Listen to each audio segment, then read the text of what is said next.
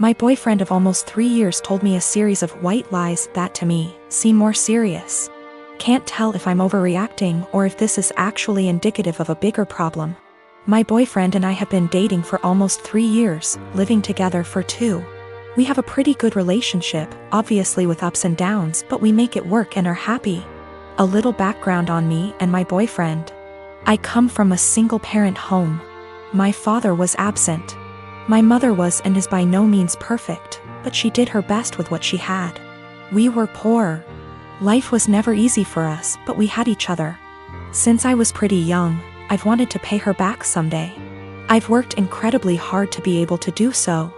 I help her financially as much as I can and regularly pay her bills //send her cash.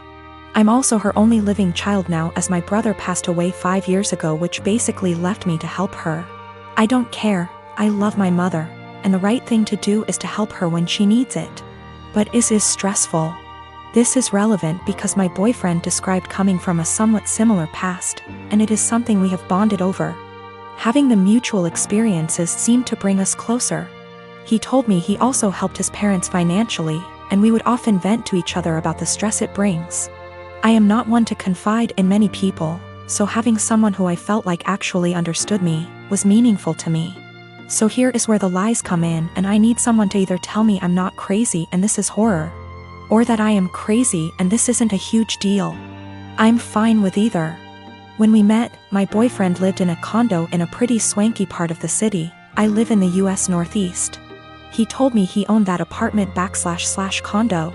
I found this to be interesting / odd because he was 28 at the time, and I know this property is upwards of $650,000 on the low end, and he was in an entry-level job for only like 2 years, so the numbers just didn't really add up. Whatever, maybe he's good at saving. But then, since living together, I never once saw a piece of mail for a mortgage payment, electric bill, taxes, nothing. Not for 2 whole years. Very odd. Also, when we started living together, he didn't have his room rented out in the former apartment yet, so he was still responsible for that portion of the rent. He would send a Venmo payment to his mother on the 1st of every month for his portion. I don't own property, but I can't think of a scenario where I would Venmo my mother to pay the mortgage on a property I supposedly own. Getting more odd. He would then go to his parents' house for an afternoon and come back really upset. Usually when I would ask why, it was because they were having financial problems and he needed to help them out. I totally understood this and supported him. He literally has cried on my shoulder about this many times. He tried to start a company years back and ended up getting into debt somehow. He told me this debt was $17,000 and that he paid it off. I'm confused because I met him only 2 to 3 years after the supposed debt accrued / company dissolved, and it was already paid off. He told me when he moved back home after the business failed, he was $17,000 in debt and living at his parents' house working at a minimum wage job. How someone with a minimum wage job pays off that much debt in 3 years, I'll never know. We got into a fight a few weeks ago and I finally had enough and confronted him about these things. He doesn't help his parents, they actually pay his phone bill, and this was all a lie. He doesn't own that apartment, he didn't pay off that debt from his company. He initially told me his parents helped pay it off and then like 3 minutes later, came clean. And said that his business partner paid it off, so I have literally no idea what the truth is there, and if anything, in my eyes. His parents are the ones who are financially supporting him. So now, I'm dating a 31 years old man who doesn't pay his own phone bill, was lying to me and / or completely fabricating aspects of his life for 3 years. And then when confronted about it, continued to make up lies and then came clean about them 5 minutes later. I'm obviously concerned that he could lie for this long, about fundamentally important things like our values, and so on. I sincerely thought I would marry this man. He seemed to understand me like no one else and to be a truly caring and genuine person. Now I'm having a hard time rationalizing actually planning a life around someone who would not only lie about their background and family etc., but also financial aspects. Aside from that, I now can't tell what is the truth and what is a lie. I've also noticed other things he has lied about, called him out on it, and he has denied it outright to my face. I see this as a form of gaslighting, as I know I'm not wrong, but he is trying to convince me otherwise. Am I overreacting? Is this a white lie that went haywire? Or is this actually a series of complete and utter bullshit used to manipulate me? And also, is it insane for me to actually consider a life with this man? He's a fashion photographer, meaning he works alongside many beautiful women in his profession. Stylists, hair and makeup artists, and of course, models. This is actually how we met. I modeled my way through college and he photographed me, after which we became friends and eventually started dating. We have been together now for almost 3 years. I've since stopped modeling, but he is still a photographer. Never once in our relationship has he given me any reason to question his fidelity. With the exception of me, he has never dated or even befriended any of the models he has photographed. That was, until Rachel came into the picture. I've met Rachel. She seems like a fun chick, the type of girl who draws a lot of positive attention just by entering a room. She's beautiful, but her personality really shines through. She makes you feel like you're her best friend when you're talking to her. A very cool person through and through. That said, I'm not the only one who feels this way. My boyfriend also adores Rachel. The first time he photographed her, he stayed late at the studio and discussed ideas for their next shoot for nearly 3 hours. He was actually late for a night out with me because of it. But he's always had terrible time management, so I didn't think anything of it. The lateness has now become a steady, recurring factor in their shoots together. They hang out long after the stylists and makeup artists leave the studio. They also text a lot, and he's always smiling to himself and laughing when he reads the messages she sends him. At first he would show them to me and try to include me in on all the fun, without me asking. But he abruptly stopped doing that around 2 weeks ago. He tilts his phone away from me now when Rachel messages him. I'm not the jealous type, but if my BF had a history of doing this with the other models, I'd let it slide. The fact that he is only like this with Rachel, and me, I suppose, makes me wary of what might have transpired between them. Rachel herself has stopped talking to me. We used to communicate and have an easy, casual friendship via IG and Snapchat, but she pretty much ignores me now. Guilty conscience? I don't know. The real kicker is, my boyfriend now has a photo of Rachel as the wallpaper on his phone. He's apparently proud of the concept and the editing, and claims it has nothing to do with Rachel herself. Which is totally believable, but doesn't sit right with me. I told him that and he told me I was being irrational. Rachel is single, by the way. She and her BF broke up around 3 weeks ago. I really don't want to fall into the jealous GF trope, but what else am I to think? I don't want to make crazy demands and accuse my BF of cheating on me. Even emotionally, but he really does seem to be fond of this girl in a way that really hurts me. He has other female friends and he doesn't act that way with them. He's capable of being friendly with a girl without flirting or acting suspicious, but with Rachel it's different. He has slowly become very attached to her and I feel like I'm losing him. I have expressed this to him a couple of times, but he always tells me I have nothing to worry about and that he and Rachel are just kindred when it comes to photography. The long nights, constant texting, and phone wallpaper mean nothing. Oh, by the way, she's practically naked in the photo and it wasn't taken for any sort of publication, just for fun. Am I being irrational? Unreasonable? How would you feel in this situation? What would you do? Update.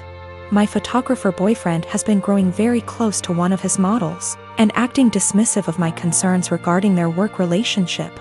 He has a practically naked photo of her as his phone wallpaper. WTF am I supposed to think? He and I are meeting for lunch in an hour. He confessed. I'm kind of a mess right now, but I'm lucky enough to have an amazing support system and a clear head. That's all I really wanted out of this unfortunate situation. My boyfriend, ex-boyfriend, has never taken nude or even partially nude photos of me. Although I modeled in high school and university, my primary focus has always been stage acting. He took my headshots. That's how we met. Not that it really changes anything. Just a bit of insight, I guess. When we were younger and when the relationship was newer, I would accompany him to his shoots all the time. But my own career is very time-consuming nowadays.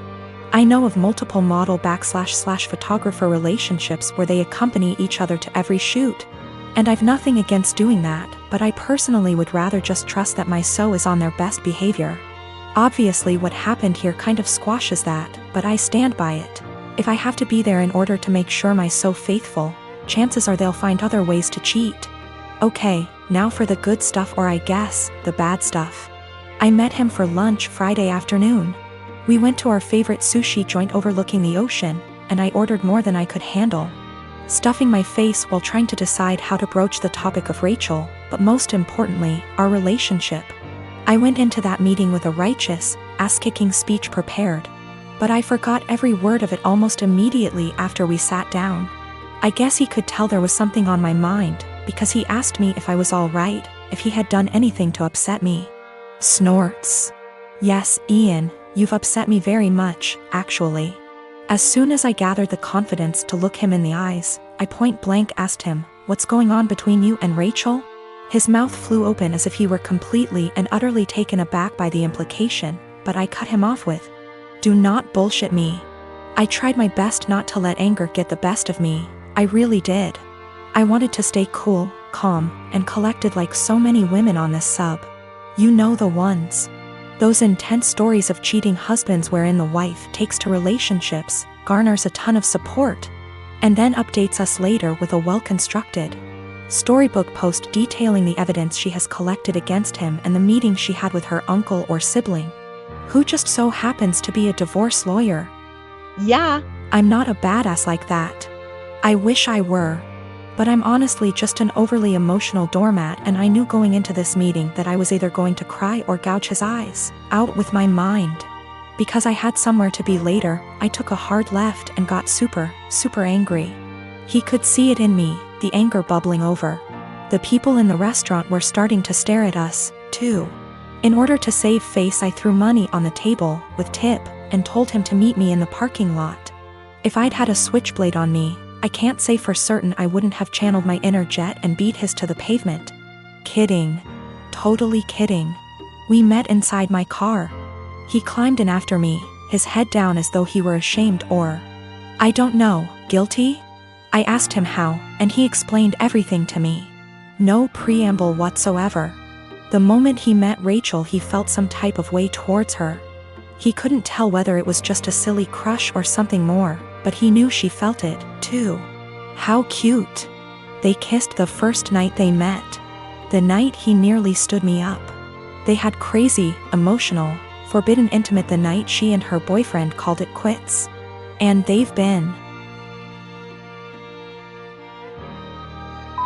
ever since. He mentioned he has always used a condom with her, but I don't care. I'm getting tested. I should mention Rachel was the one who was broken up with in her previous relationship. I don't know why or how. I didn't ask and I don't care to know. Funnily enough, Ian said he doesn't want to be with Rachel, he wants to be with me. And he even provided text messages to show that he's the one who decided not to pursue anything with her on official grounds. But I told him I give zero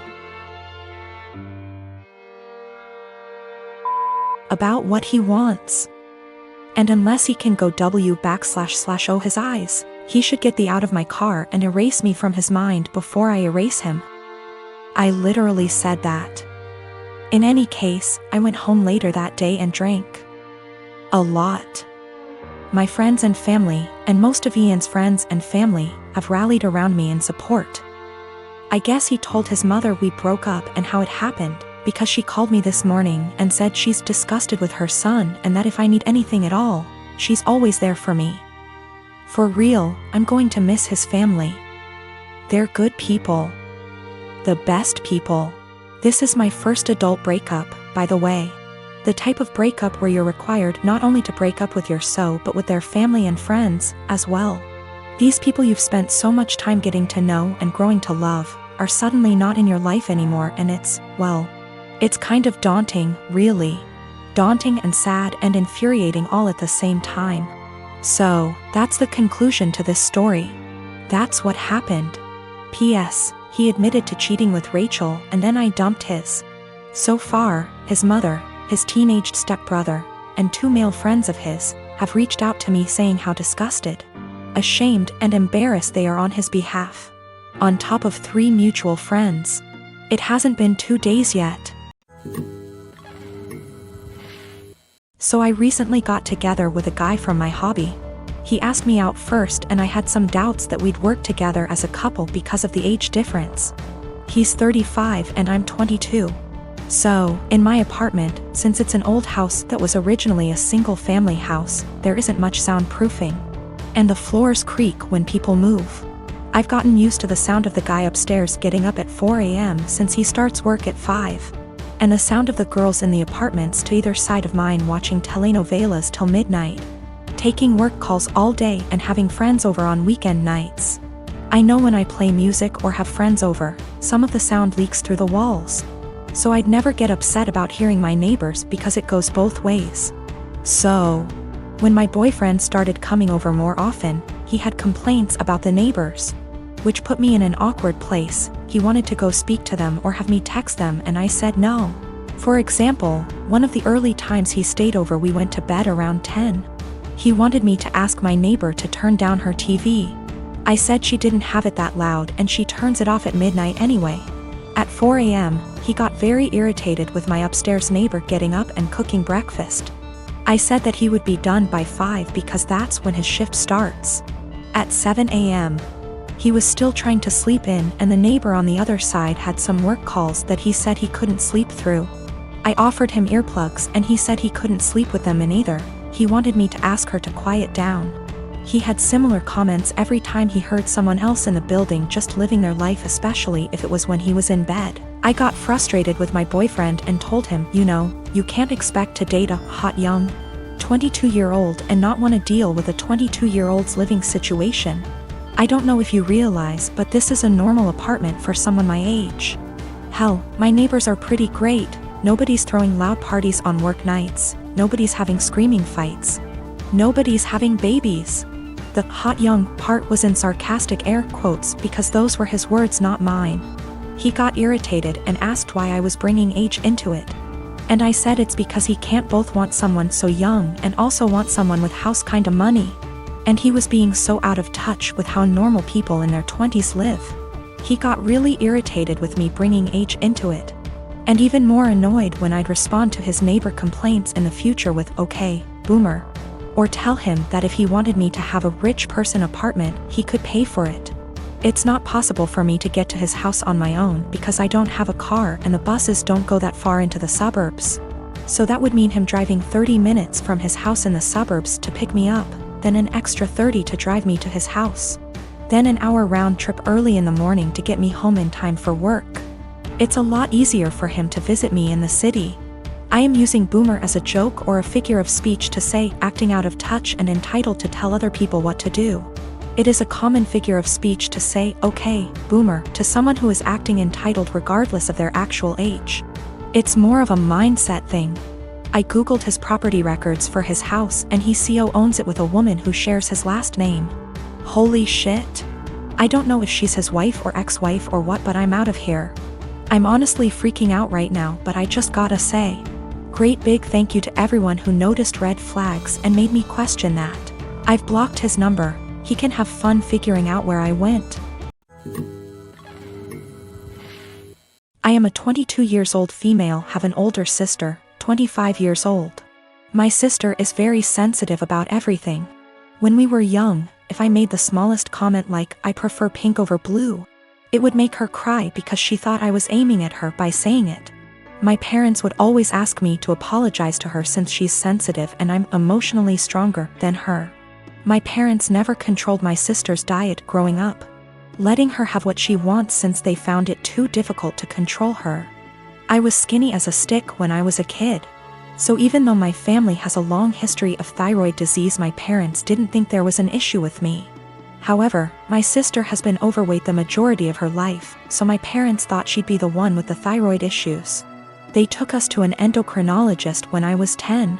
I got a diagnosis for Hashimoto's thyroiditis while my sister didn't, and instead got told to exercise and watch her diet. I got hypothyroidism due to Hashimoto's, and have been on medication ever since. My sister and I moved back in with our parents due to what's happening these days. I leave my medication in a cabinet near the kitchen since I know I won't take it unless I have to actually get out of bed to do so. Apparently, I left a box before I moved out of my parents' house when I was a teen, and one of her friends saw it while they were over and asked if it was hers. My sister told them that it was, and that's why she was overweight. The box has Euthyrox written on it in big bold letters with a little picture of a thyroid gland next to it. So, yeah, pretty obvious it was meant for a thyroid condition. She's held up this farce for almost 4 years. I only figured it out when I saw her take a box of it out of my bag one day. I confront her on it, and she starts crying and telling me that she just didn't want anyone to mean to her because she's fat. She also says that it's not fair that the one with the normal weight gets the thyroid disease. I tell her to knock it off, and that she can't lie to get sympathy from people. My parents talk to me later, and they say that I was too harsh calling her a liar and she probably needs a therapist or something, and the classic, I should apologize since I'm more mature. They even tell me that they were hoping that she was the one with the thyroid issues as a child, so that they could justify her weight gain. I ask them, so you wanted your daughter to be sick instead of admitting that it's your fault because you bought her McDonald's whenever she wanted it, and never made her exercise? Now they're mad at me too.